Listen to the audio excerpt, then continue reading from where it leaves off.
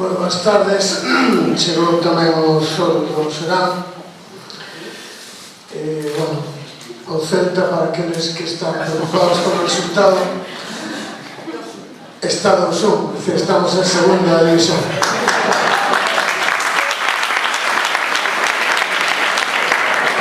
Para que sabedes que nunca desistiremos, igual que a nosa cultura de xogar donde nos corresponde. Eu, gracias por comprender esta inquietud. Quero facervos dous comentarios de política editorial, dúas lembranzas e unha longa lista de agradecementos.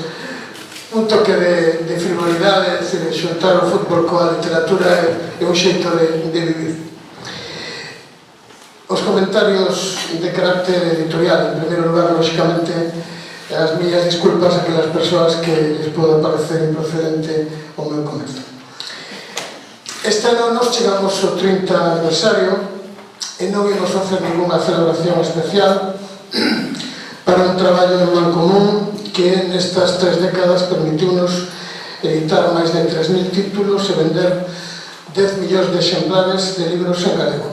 E isto é unha proeza de Galicia.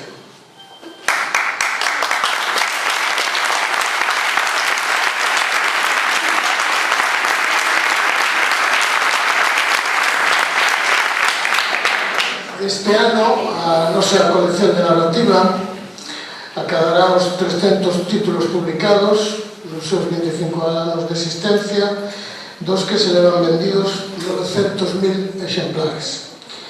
Pola súa banda, a colección Merlín, cos seus 20 anos de trayectoria, publicou 200 títulos cos que vendeu 800.000 exemplares, sen as proezas dos lectores e lectoras en galego.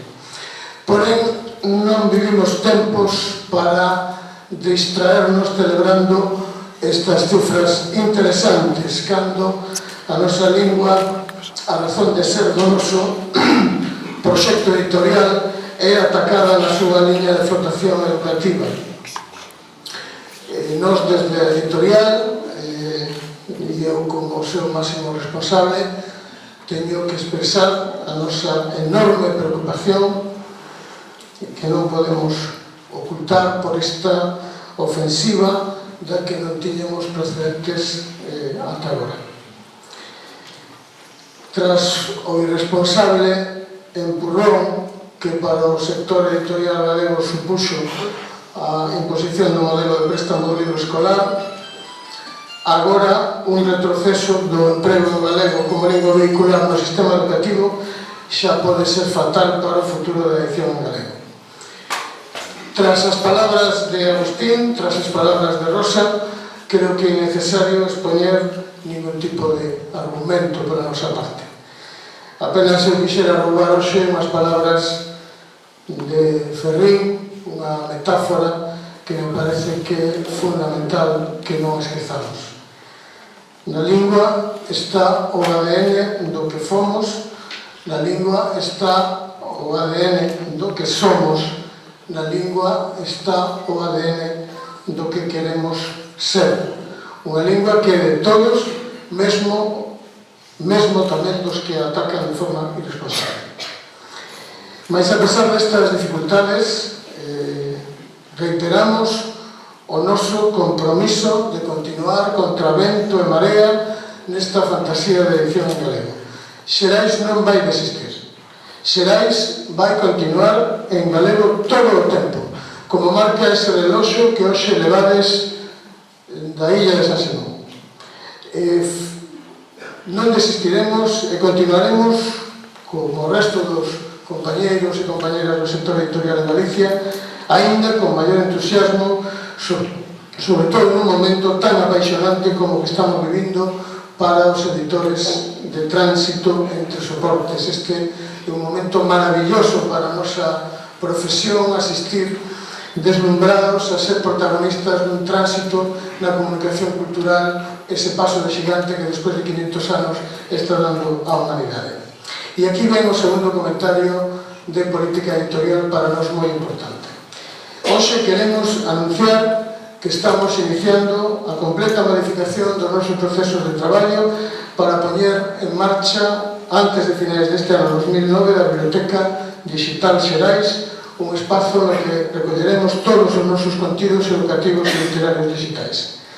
Contidos educativos digitais dirixidos a todas as etapas educativas, dende a educación infantil, onde a editorial é hoxe líder no mercado, ata o bacharelato, tanto en lingua galega como nas materias onde se emprega o galego, e agardamos que se continue facendo como lingua vehicular, especialmente en matemáticas, esa área que algúns consideran tan perigosa que se imparta en galega. Non podemos esquecer que o primeiro libro da editorial foi un libro de matemáticas de primeiro de bacharelato preparado polo equipo Bacalaureado. Biblioteca Digital Xerais, na que iremos compilando tamén os nosos títulos literarios nas condicións necesarias para ser lidos en e-books que empreguen a tecnoloxía da tinta electrónica. É a nosa intención que antes de rematar este ano 2009 poder recuperar neste formato algúns títulos actualmente descatalogados. A edición baixo demanda e a descarga dentro dos agregadores de contidos disponibles serán outras canles de distribución destes libros electrónicos en galego. Creo que dentro dun ano, agardo que aquí, outra vez en San Simón, Xerais poderá presentar os seus 25 premios Xerais de novela editados en formato e-book. Xerais, como o resto do sector editorial en Galicia, non vai quedar fora deste tránsito histórico na comunicación literaria, onde aínda hai moito que perfilar no modelo de negocio. Estou convencido de que o libro galego revivirá con todo o seu pulo como libro electrónico. Hoxe quero acreditar que, a pesar das dificultades, a pesar da tristeza que en moitos momentos nos pode abatir, temos máis futuro que nunca tivemos na edición na lingua galega. Agora quería facer dúas lembranzas saudosas para dous grandes amigos de Xerais que se nos foron este ano: o profesor Suso Jales e o escritor Ramiro Fonte. Ambos os dous traballaron como militantes honrados da República Galega dos Soños e deixaron no catálogo da editorial obras memorables. Hoxe, dende este paquebote de esperanza, Suso e Ramiro alumíñanos co seu recordo.